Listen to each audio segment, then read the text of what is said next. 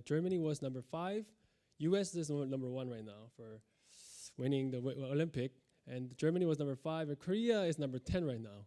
And it's quite interesting that the medal standing always, it doesn't really correlate exactly, but it kind of relate to their economic development stage. The Korea is, I think, 10th and 11th richest country in the world by GDP, and I think the medal standing are always kind of similar, actually. So I'm still cheering for Korea, actually, right now. Anyway, I just wanted to share my story, personal story, as well as professional story, and how my life changed, actually. So this is before GTR conference. The GTR conference, the first GTR conference was in Hawaii, Honolulu last year in May. And I lived in the United States for the last 7 years and came back to Korea about a year ago. And within my 7 years, I never visited Hawaii. And thanks to Danny, he invited me to Hawaii. So after I left US, I had the privilege to go to Hawaii last year. And this is who I was. I was a BD guy for a game developer, actually. Probably, if you are very early in mobile gaming, you might have heard about a company called Digital Bridges. It's a UK-based company founded in 2000, and it was acquired by Opera Media later. But it's one of the first mobile game studio, a feature phone, not a smartphone, feature phone studio founded by Scottish. And I was a student, actually. I was in university and got a job for some reason and became one-man office for Korea. And then I graduated college and then went to IBM Korea, worked for there for about 4 or 5 years. And then became work for Come To Us. Probably if you are in the game industry, you might have heard of Come To Us. It's one of the largest game developer and publisher. They're publicly traded in Korea in Kosdaq. I think they just released their record highest earnings, over 250 million per quarter. And so it's market cap wise about 1.5 billion US dollar, actually. It's a large company. In 2014, the Come To Us was acquired by another rival company called Gameville. So the Gameville and Come To Us is under the same management right now, but we used to be a competitor. So as Peter mentioned, Peter, we used to work together. I was in US office, leading the US operation sales. And then Peter was one of our first foreign hire in headquarters in Korea. So that was a picture of me. This guy, it's actually interesting guy. This person is called Hank Rogers. He's one of the legends in gaming industry, licensing Tetris to EA. He made a fortune out of Tetris. And Come To Us was one of the licensee company in the world for Korea, actually. And I remember we paid about $1 million every year. Back in about 10 years ago. Every year we have to pay $1 million to this guy.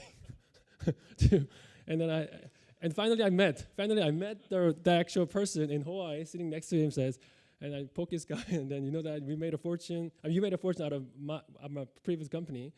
So anyway, there was a GTR conference last year, and he was the winner. Probably you see the winner tomorrow, but he was the winner of the GTR last year. His name was Kayer, and as an indie developer, he's from a two or three man shop, which I recommended to join the GTR conference. And overnight, he made not a huge fortune, but he ended up receiving 100K and as an investment package. So his life changed too. So anyway, I was a game publisher working for Come To Us last 7 years, publishing around maybe at least 20, 30 games per year. And I'm going to show you I'm not going to show you the game failed. I'm going to show you probably the 1 or 2 games per year that succeeded. And there's a reason why. And each game has some stories. There are many stories to tell, but I can't talk about every detail. But there's key highlighted reason that these games actually survived and still made a good revenue for the company. But after the GTR conference, my life changed, right? So now I'm a director at the Gyeonggi Center for Creative Economy Innovation. It's a long name. And we are one of the sponsors to GTR conference. But probably that's why I'm here speaking as a keynote speech. And it's an interesting startup accelerator. It's a nonprofit. It's funded by Korean government. There's 2 sources of Korean government: central government, Ministry of Science and ICT and Future Planning, and the Gyeonggi province, which is one of the 9 provinces in South Korea. And there's a private company called KT. KT is like Korea Telecom. Here in Germany is Deutsche Telekom. US maybe AT&T. It's one of the largest carrier. So it's a combination of three sources of funds: government, public money versus with the private money to fund this initiative to find startups and to provide them with the programs. We don't make investment directly, and GTR is one of our partner actually. So now my full-time job is a director working for a kind of like semi-governmental startup accelerator, but also my advisors to these interesting companies, including BlueStacks. It's a Silicon Valley-based company who is a PC emulator that runs Android app and Android games on a PC. It has more than 100 million users, and I helped them open up a Korean office in Korea. And then Kochava is one of the ad tracking company. Joy City, which my term ended, but is another publicly traded game company based in Korea, working on a PC mostly and mobile nowadays. And GTR, Zenly, Sway Mobile, Kaleidoscope. This is interesting. Not a company. It's a kind of non-profit organizations that put together a virtual reality VR film festival. So I became one of their first community director in Korea to put together kind of TEDx-like showcase. So I'm thinking about showcasing the VR film, as well as a VR gaming actually. So if you are interested in making games and doing the showcase in Korea, this is a perfect showcase opportunity to work together through me actually. So this is a snapshot of what game succeeded last 7 years. And if you were here last year in Hawaii, our talk, you've seen this similar story, but with a different perspective. So Come to Us was, of course, a private company, and started a company in around 2000, 1999, as a mobile game developer. And they started creating game when there was no market. Yeah. They were probably one of the first company in the world who made WAP-based, which means text-based games, like 2000. And back in the days, people thought, like, why would I play a game on a black and white phone? Yeah. But when the market opened after 2007, it's a history. But Apple iPhone was released 2007, and App Store was opened 2008. It's not that long ago actually. Many people think it's ages ago, but it's maybe only 7-8 years ago. And Come to Us was one of the first company from Korea who released the first RPG game on App Store 2008. And because it was the first game, it dominated the charts.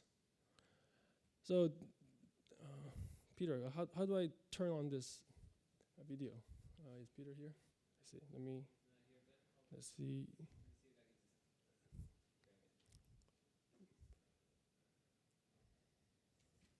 Maybe this.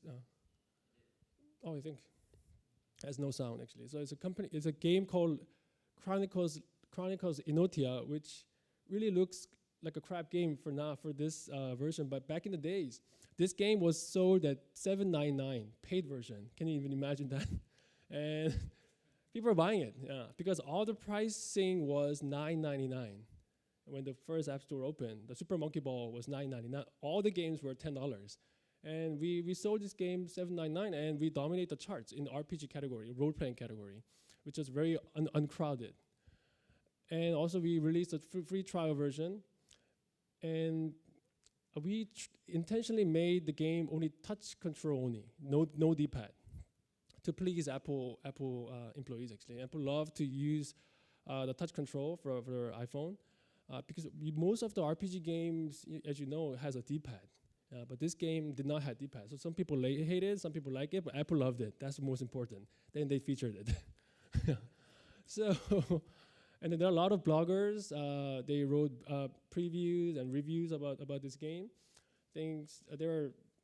Still, the game was very poor, but there are not many games, RPG games in the App Store back in days, in 2008. So it just became #1 in that category. And probably if you become #1 in category, your icon is displayed as the champion, the main icon in that category. So it gives you more exposure. So it's very important to be #1 in that category. Yeah. So, and then every year, of course, we made the #2 sequel, Inotia #2, 3, and then we closed this project after Inotia 4 because we ran out of the story. Yeah. But it was a good franchise, and still people talk about it online. Like, where can I see? Can we see, tier number 4, 5, or 6? But making an RPG game, it's not that difficult, but it requires lots of grinding, and I say it's more complicated than making a casual game because you have to have a long gameplay. So this game alone had about 30 to 40 hours of gameplay in 2008. So I thought making the first game, why did we choose this first game as a first consoles release game? We wanted to target the core users, the RPG users. And action RPG was quite popular in Korea and in Japan, and it still resonated to the users in the US. So I think that's why this game succeeded.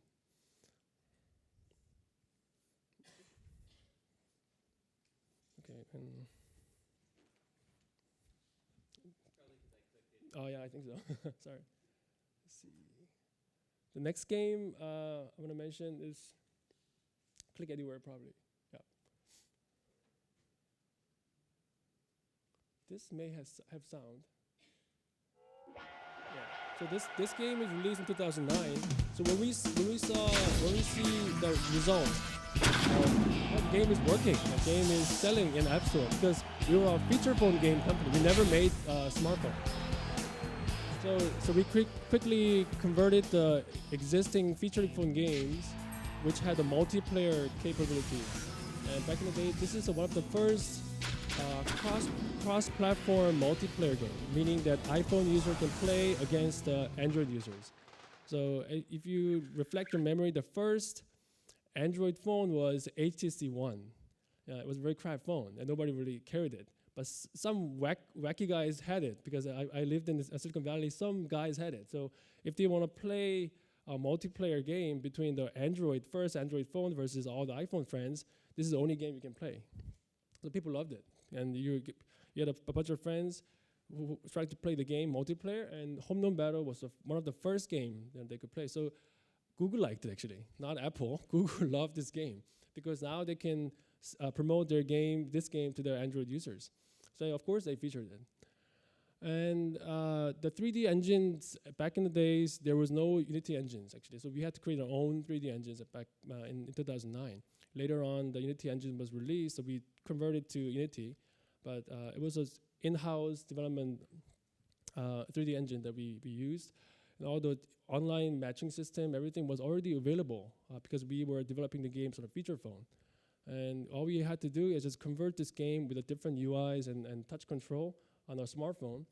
And this game really sold really well, actually. So I partnered with a company called DiMarini. It's a second or third largest sporting goods company for a software bet.